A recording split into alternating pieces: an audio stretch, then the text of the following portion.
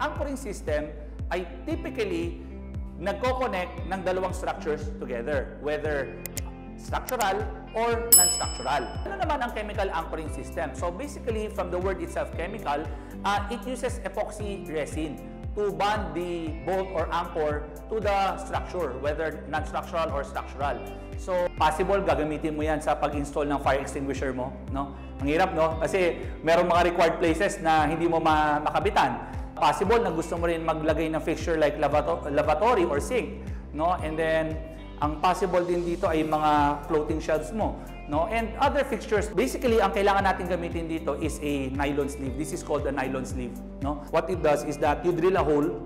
So, ang diameter ng nylon sleeve po natin ay nasa 15 mm with a length of 85 mm. And then we insert this plastic sleeve using the static mixer of the Confix anchor. You can insert the static mixer or the nozzle here. So, para pag-pump natin, so, ang mangyayari dito sa plastic sleeve na to, magkakaroon siya ng blooming effect. So, kung meron siya mga surrounding hollow concrete, then lalabas lang siya and then eventually kakapit siya sa ibang konkreto, semento, hindi mo na siya mahila dahil lumabas na yung epoxy dito sa plastic sleeve na to.